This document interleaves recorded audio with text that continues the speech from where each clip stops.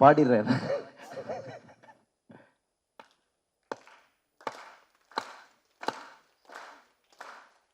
Yeah.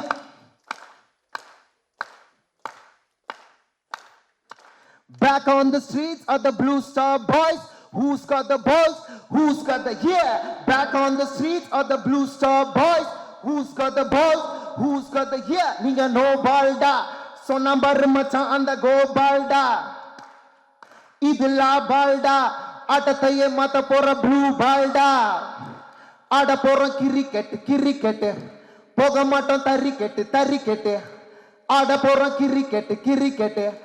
Poga maton tarikete. 22 yards, sanga mata pandu guts. Gully gang boys, ipa coming like a bus. Hey, yarra ground ulla.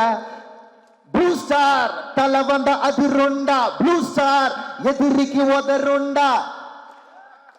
1, 2, 3, 4. Blue Star, talavanda adirunda. Yediriki odarunda. Saravedi todarunda.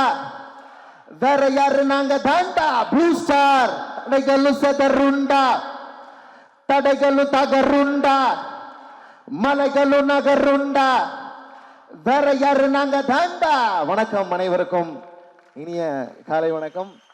இந்த மாதிரி ஒரு வழக்கமா எப்பவுமே ஒரு rap song rape பண்ற சூழல் ஏற்பட்டா என்ன நான் போய் பாடுவது உண்டு. இந்த படத்துல ஒரு ரொம்ப அழகான விஷயம் நடந்திருக்கு. ரயிலை தள்ளும் மேகமே, பருவம் தந்த காயமே, உயிரை கிள்ளும் காதல் பூதமே,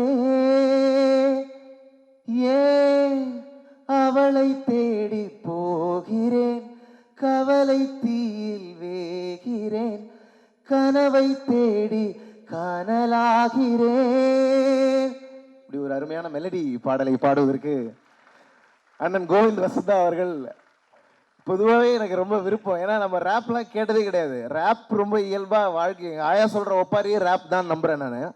ஆனால் மெலடி பாடல்கள்னாலே அது வந்து ரொம்ப ரொமான்டிசைஸ் பண்ணி அந்த மெலடி பாடல்களாக நம்மளால் பாட முடியாது. அதுன்னு அது மேலே ஒரு தயக்கம் எப்பவுமே இருந்துகிட்டே இருக்கும். ஆனால் இந்த படத்தில் ஒரு ஃபுல் லென்த்தான ஒரு மெலடி பாடலை பாட வாய்ப்பு தந்த இசையமைப்பாளர் கோவிந்த் வசந்தா அவர்களுக்கும், அதே மாதிரி ஜெயண்ணனோட இந்த ப்ளூ ஸ்டார் படத்தில் பயணம் செய்த அனுபவம் வந்து ரொம்ப முக்கியமானது எனக்கு. ஏன்னா அரக்கோணம், நானும் அரக்கோணத்தை சார்ந்தவன். அரக்கோணம் மண் என்பதே ஒரு அம்பேத்கரிய மண். அரக்கோணம் என்பது அம்பேத்கரிய பூமி தான்.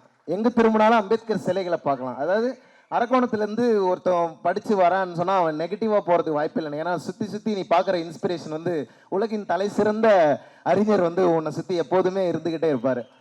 ஸோ அந்த வகையில் ரொம்ப பேஷனேட்டான ஒரு அம்பேத்கரைட் ஃபில்ம் மேக்கராக அரக்கோணத்திலிருந்து கிடைத்திருக்கிற ஜெயக்குமார் அண்ணனோடு இந்த திரைப்படத்தில் நான் பணியாற்றி இருக்கிறேன் அப்படிங்கிறது எனக்கு ரொம்ப முக்கியம்னு நினைக்கிறேன். ஏன்னா அந்த சினிமாவுடைய பவர் என்பது சாதாரணமானதில்லை. அது நம்ம சினிமாவின் மூலமாக எவ்வளோ எழுச்சி சமூகத்தில் உண்டாக்க முடியுங்கிறதுக்கு வாழும் உதாரணமாக வரலாறாக நம்ம முன்னாடி இயக்குனர் அண்ணன் பா ரஞ்சித் அவர்கள் இருக்கிறாங்க.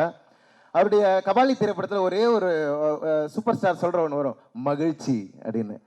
அந்த மகிழ்ச்சி தான் பெரிய புரட்சி நினைக்கிறேன். ஏன்னா மகிழ்ச்சியாக இருப்பது தான் வாழ்க்கையுடைய மிக முக்கியமான தேவையாக இருக்குது. இந்த ஒடுக்கப்பட்ட மக்கள், விளிம்பு நிலை மக்கள்கிட்ட இருந்து பறிக்கப்பட்டதே மிகப்பெரிய அந்த மகிழ்ச்சி தான் நினைக்கிறேன். அதனால இந்த படம் முழுக்க கொண்டாட்டமாக மகிழ்ச்சியான ஒரு திரைப்படமாக, எளிய மக்களுடைய வாழ்க்கையில் எவ்வளோ அன்பு இருக்குது, எவ்வளோ மகிழ்ச்சி இருக்குது.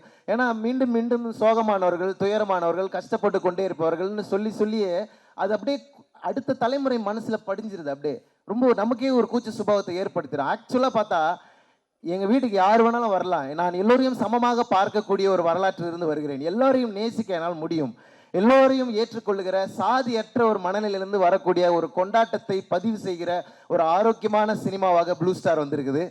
கண்டிப்பாக அந்த ப்ளூ ஸ்டார் திரைப்படம் மிகப்பெரிய வெற்றி அடைய வேண்டும். ஏனென்றால் இந்த சமூகத்தை உண்மையாக நேசிக்கக்கூடிய கலைஞர்கள் இந்த சமூகத்தின் மீது தீராத காதல் கொண்டு எல்லாம், அதாவது சாதி என்பது ஒரு நோய் அப்படின்னா அந்த நோயை தீர்க்கிற மாமருந்தாக இன்றைக்கு திரைப்படங்கள் வாயிலாக மக்களுக்கு நிறைய கருத்துக்கள் போய் சேருது. அப்படிப்பட்ட ஒரு ஆரோக்கியமான சினிமா திரைச்சூழலாக நீலம் ப்ரொடக்ஷன்ஸ் லெமன் லீஃப் கிரியேஷன்ஸ் தயாரிப்பில் வெளிவரும் இந்த ப்ளூ ஸ்டார் திரைப்படத்தில் குறிப்பாக உமாதேவி அக்காவோட மிகப்பெரிய ரசிகன் நான். அவங்களோட இந்த படத்தில் வேலை செய்யணும் போது எனக்கு ரொம்ப அவங்கள பார்த்து நான் வியக்கிறேன். அவங்களுடைய தமிழ் ஆளுமை, அவர்களுடைய அசர்ஷன், அவங்கள ஒவ்வொரு பாடல்லையும் அவங்க வைக்கிற கருத்து ரொம்ப நுட்பமாக அவங்க மொழியை கையாள்வதை பார்க்கும்போது எனக்கு ரொம்ப இன்ஸ்பிரேஷனாக இருக்குது. அவர்களோடு ஒரு பாடலாசிரியராக அந்த வரிசையில் நானும் இருக்கிறேன் என்பது எனக்கு பெரும் மகிழ்ச்சி.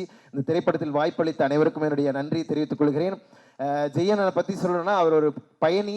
அவர் இன்னும் நிறைய பயணங்கள் செய்ய போகிறார். இந்த சமூகத்தை அன்போடு, எல்லோரையும் அன்போடு நேசிக்கக்கூடிய ஒரு அருமையான மனிதர். எனக்கு ரொம்ப ரொம்ப பிடிச்ச அண்ணன்களில் இயக்குனர் ரஞ்சித் அண்ணன், அப்புறம் ஜெய்யனும் ரொம்ப முக்கியமான அண்ணன்கள் எனக்கு. ஏன்னா இந்த கருத்தியலில் சும்மா சினிமாவில் இருக்கிறோன்னா நம்ம சினிமாவில் பாடல்கள் போகிறோம், வாய்ப்பு கொடுக்குறோம், கொஞ்ச நேரம் பாடல் வாய்ப்பு முடிச்சுட்டு பேசுவோம், உற்சாகப்படுத்துறது மட்டும் இல்லாமல் நம்ம ஏன் இதை பண்ணுறோம் அப்படிங்கிற ஒரு நோக்கம் தெளிவாக இருக்கக்கூடிய ஒரு அண்ணன் வந்து ஜெயக்குமார் அண்ணன்.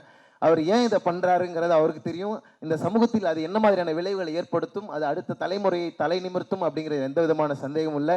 ஜெயக்குமார் அண்ணன் நிச்சயம் ஜெயிப்பார். ப்ளூ ஸ்டார் திரைப்படத்தில் உள்ள அத்தனை பேருக்கும் என்னுடைய மனமார்ந்த வாழ்த்துக்களை தெரிவித்து நன்றி தெரிவித்து விடைபெறுகிறேன். நன்றி, வணக்கம்.